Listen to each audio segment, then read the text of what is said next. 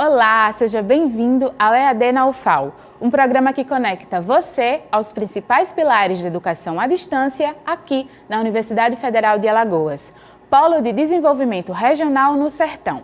Para comentar sobre o processo de implementação da EAD no campus de Delmiro Gouveia, recebemos aqui hoje no estúdio a coordenadora da EAD Campus Sertão, professora Lilian Figueiredo. Confira agora a entrevista completa. Olá, estamos começando mais um EAD na UFAL.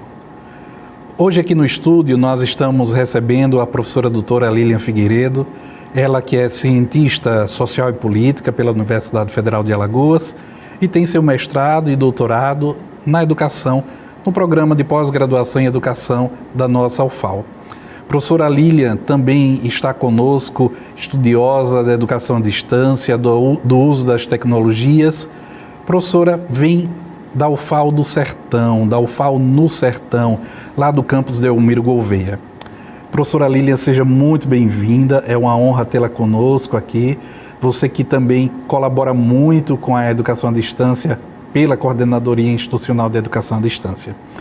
Como é trabalhar como coordenadora, professora do presencial e à distância?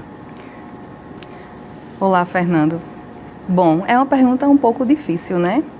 Mas trabalhar, como eu já me especializei na educação à distância desde a minha graduação, na verdade, como você disse, sou cientista política, mas no meio da minha formação, eu cruzei com o professor Luiz Paulo e fui fazer PIBIC com ele. Então, daí em diante, e o PIBIC realmente era no foco, éramos fazer materiais didáticos para a EAD. Então, aquilo foi me abrilhantando e eu fui seguindo, para essa área. E aí veio a área de tecnologias, que antigamente era só TICs, Tecnologias da Informação e Comunicação. Hoje a gente tem o famoso D, que são as digitais, E então eu quis mesmo seguir por essa linha. E ele sempre me dizia, você vai ser uma boa professora. Eu dizia, não quero ser professora. E aí estou aqui como professora. E trabalhar com isso, para mim, hoje e desde sempre, já que eu me especializei, não é tão difícil. Porque eu fiz vários cursos, fui tutora, fui monitora e sempre seguindo nesta linha. Fui monitora de um dos primeiros cursos superiores lá em Xingó. Não sei se você também foi professor, mas o Luiz Paulo foi, e aí levava a gente. E aí nesse caminho também fomos professores. Tem 2 semanas atrás eu encontrei uma aluna que disse, você foi minha professora. Eu digo, eu não lembro de onde. E ela fez, não, de Xingó, há 20 anos atrás. E aí, então a sua história com a universidade começa com essa experiência como aluna, mais monitora, e você, eu não estava na experiência de Xingó, mas então a interiorização da UFAL já contava com a sua presença. Já contava com a minha presença, lá no 20 anos atrás, bem novinha, como monitora. E aí, quando eu entrei na universidade, tanto que para todos os professores de onde eu trabalho, é muito difícil trabalhar quando a gente convida, eu não sei trabalhar com EAD. A gente vai lá, faz a formação, explica como é, mas mesmo assim eles dizem, eu não tenho essa característica, eu não consigo, viver e experienciar isso. Então, muitos desistem. Nós temos uma equipe de professores muito pequena, porque eles não conseguem mesmo, Eu acho que 5 ou 6 pessoas que conseguem trabalhar com EAD no Sertão. E, às vezes, há uma exaustão, porque sempre é você que tem que estar à frente, de todas essas experiências e todos esses caminhares no sertão, da EAD. Mas, para mim, é muito fácil, eu consigo conviver com isso. Então, desde que esse final de ano vai fazer 12 anos que eu sou professora da EAD no Sertão, e desde que eu entrei, eu uso o Moodle, eu uso outras plataformas de ensino com os meus alunos. Então, eles já chegam sabendo que vão ter que trabalhar com essas plataformas. Você está no Campus Sertão desde o início do campus, desde a fundação? Não, eu entrei um ano depois. Eu vou fazer 12 anos no final do ano e ano que vem, em março, faz 13. Ou seja, eu entrei quase, Mas a início. Constituição do Polo Delmiro, do Polo EAD Delmiro, você estava lá, não é? Estava, eu entrei para isso, Meu código de vaga, eu acho que você sabe bem, ele é código UAB. Então, eu entrei para ser articuladora da CIED, né, do Polo, para que a gente colocasse ele em funcionamento. É claro que, né, no caminho houve alguns percalços e aí outras pessoas ficaram à frente. E essas pessoas, eu vejo que elas até tentaram colocar, né, desenvolver, mas não conseguiram. E neste meio eu voltei e aí a gente teve algum curso, eu acho que 1 ou 2, né, nessa construtora, mas depois eu tive que sair de novo, porque eu fui fazer doutorado, eu fui fazer outras, né, qualificações. Eu engravidei, fui mãe, então a gente vai saindo e outras pessoas vão, né, ficando à frente dessa questão. E aí, quando eu voltei, depois da minha licença maternidade, eu fiz uma coisa que eu ainda não fiz aqui, foi colocar o meu polo para frente. Mas aí já tinha uma pessoa na frente, eu aguardei, né, o tempo dela sair e quando o meu diretor disse, Lilian, ó, tá lá, eu vou tomar a frente. Eu fiz, não, deixa que eu tomo, porque eu entrei para isso, né? Faz 12 anos que o meu código é esse, então eu agora tenho que assumir. A UFAL chega no Sertão e está no Campos Delmiro, está em Santana do Ipanema também, conta com cursos presenciais, mas também com o desafio da implementação, da renovação da educação à distância. Como é que você vê os desafios da educação à distância nessa porção do estado de Alagoas? No estado de Alagoas, eu posso falar um pouco especificamente regional, né? Santana, eu acho que o polo de Santana ele é um pouco mais além do que o polo de Almiro Gouveia. Existem, você sabe bem que existe a diferença, né? O polo de Santana é o polo que ele lida com as prefeituras, com a prefeitura diretamente, né? E o polo de Almiro ele é um polo associado, então é a universidade que toma conta do polo. Então, às vezes eu acho que é até mais fácil para a gente, por ser da universidade, porque nós temos uma estrutura, né, já cabível dentro da nossa universidade, então fica mais fácil. Porém, lidar com os nossos professores para que os cursos, né, venham para o nosso polo é que é o desafio. Porque muitas vezes eles não concordam, eles não querem, eles acham que isso vai ser uma competição com os cursos presenciais, e na verdade não é.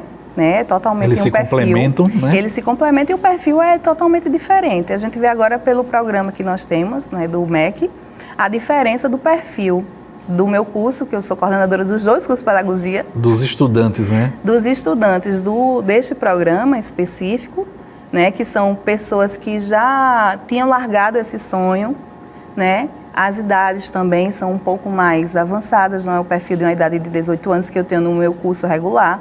Eu tenho alunos de entre 18 a 45 anos no meu curso regular. No curso do programa, eu tenho alunos, eu acho que a média deve ser de 30 a 65 anos. Né? Ela gosta de dizer isso, eu tenho 65 anos e estou aqui.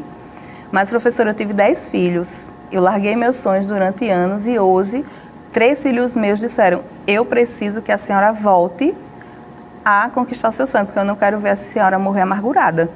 Então, ela está lá no programa. Então, é muito diferente. E o desafio maior que a gente tem hoje é lidar com os professores para a gente trazer cursos da EAD para lá. Porque a gente tem que levar para o conselho, né? A gente tem que levar para o nosso curso e a gente tem que ter uma votação. E a maioria é contra. E depois dessa questão do remoto, parece que essa concepção de ser contra, ela ficou mais evidenciada. Né? Há uma confusão conceitual ainda entre o ensino remoto emergencial e a educação à distância. Mas você estava contando aí desse exemplo belíssimo dessa aluna, né, que com 65 anos está lá, estudando. Na sua história, na sua vivência como professora, como coordenadora, você deve ter encontrado várias pessoas que, por meio da UFAL no Sertão, por meio dos cursos à distância, puderam ter essa segunda chance ou puderam ter essa chance num outro momento da vida.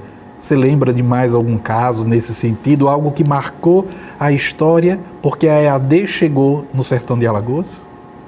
Eu lembro, sim, que eu fui professora há muito tempo do Polo de Santana do Ipanema. O meu segundo concurso foi na UNEAL, né, que é a Universidade Estadual. E era do polo, e eu era de Santana do Ipanema, então eu trabalhava lá e trabalhava no polo. E uma aluna, na verdade, ela deveria ter os seus 45 anos e ela não tinha, né, um poder aquisitivo legal, mas um dia ela me trouxe um presente. Isso é muito marcante, eu conto para todo mundo. E eu não sabia o que era o presente, estava dentro de uma caixa. E ficou lá, e eu continuei ministrando minha aula até terminar, um dia de sábado. A gente sabe bem como são os sábados, né? E eu só, depois eu olho o presente, tá bom? E tenho que ministrar a aula, porque a gente vai fazer alguns trabalhos. Não, tudo bem. Mas eu queria dizer à senhora o seguinte, eu trouxe esse presente que eu nunca trouxe para ninguém, porque foi a primeira vez que eu consegui ver que realmente eu quero ser professora. Foi depois que eu conheci a senhora, né? Daqui a pouco a gente vai chorar aqui. E eu fiquei emocionada, eu não consegui responder a ela. Eu só agradeci pelo presente e agradeci. Eu era muito nova, né, também naquela época, quando ela me disse isso. E ela fez o meu presente com muito carinho. Eu acho que a senhora não vai gostar, mas é com muito carinho. E ela terminou, hoje ela faz mestrado, né? Ela agora deve ter uns 50 e poucos anos, acho que ela tinha uns 40 na época, que ela dizia, você é muito novinha, você tem idade de ser minha filha. Mas eu só vou terminar o curso porque eu lhe conheci, porque eu contava algumas coisas das histórias que a gente tinha da minha história, que não era aquilo que eles estavam vendo, né? O que eu já tinha passado para estar ali e o que eu queria ser. E no final de tudo, eu fui abrir o presente. E o presente era uma galinha, né? Mas era com todo carinho. Estava viva? Ela estava viva. E você deixou a galinha viva lá na caixa? Não, eu deixei, todo, né? Mas a galinha, por incrível que pareça, ela ficou calada o tempo todo da aula. Ela só veio gritar, na verdade, quando eu abri a caixa, né? Mas aquele presente foi tão significativo para mim, eu nunca tinha ganho algo vivo assim, né? Mas eu lembrei do que ela disse, é um presente de coração, né? E foi muito difícil trazer para casa, mas eu tive que trazer, né? Enfim... Mas uma das coisas que marca a gente, temos várias outras, né, que também marcam, mas esse especial, porque eu encontrei com ela anos e anos depois e eu não a reconheci. Eu disse, professora, lembra de mim? Eu lembro. Então, eu já estou fazendo mestrado lá na Universidade Federal de Sergipe. Que bom. E ela não tinha nenhuma, né, prospecção, nenhuma expectativa pretensão, de nada. Né? Ela queria desistir. Então, a gente ter esses relatos é muito bom. Lilian, ótimo relato, ótima experiência. Nós, professores, nem percebemos e estamos marcando a vida dos nossos alunos, né? E eles marcam a nossa também. Mas eu sei que você é professora que trabalha também com a formação para o uso da tecnologia.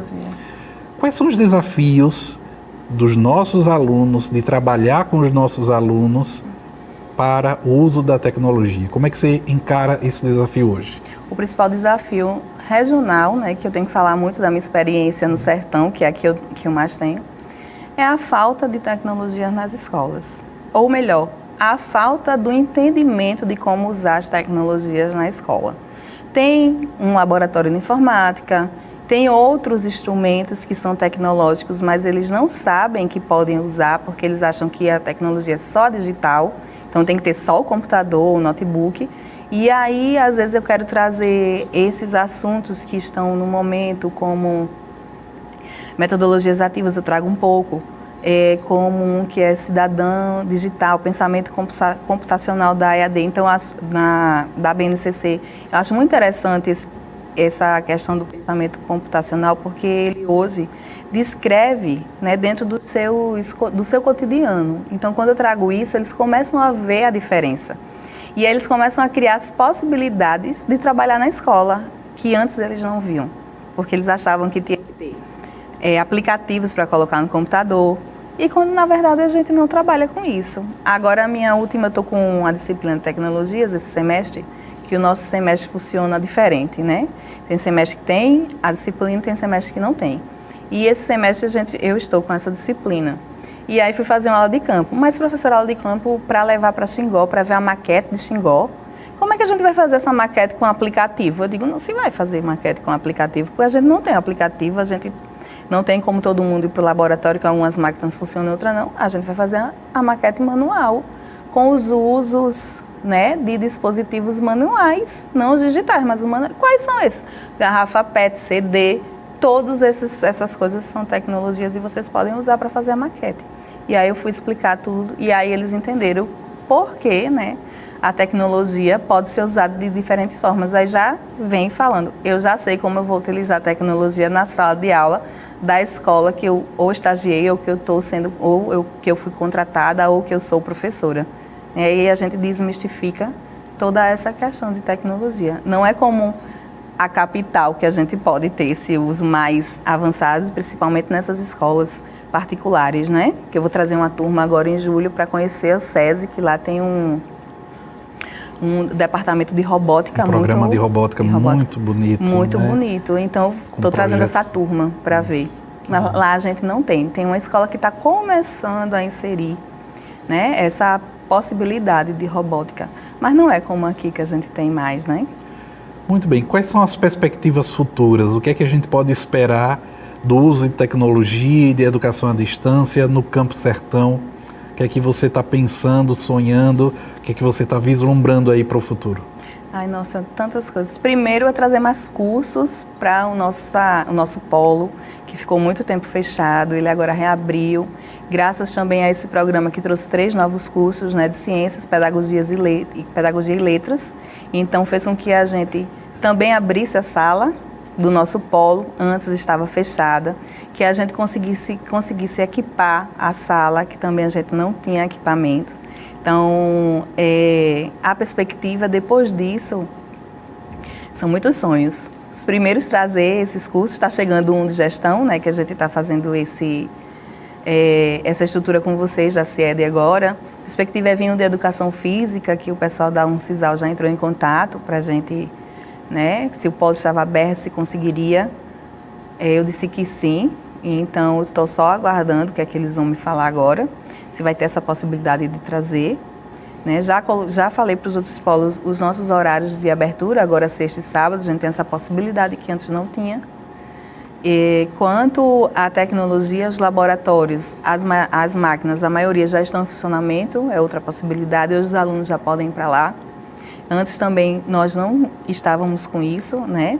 Isso também foi uma proporção, não proporção, mas algo que a gente ganhou com algumas emendas durante a pandemia, né, de alguns deputados, então, um deputado especificamente, que trouxe isso e a gente conseguiu equipar melhor as nossas salas de aula e o nosso laboratório, uma vez estava fechado.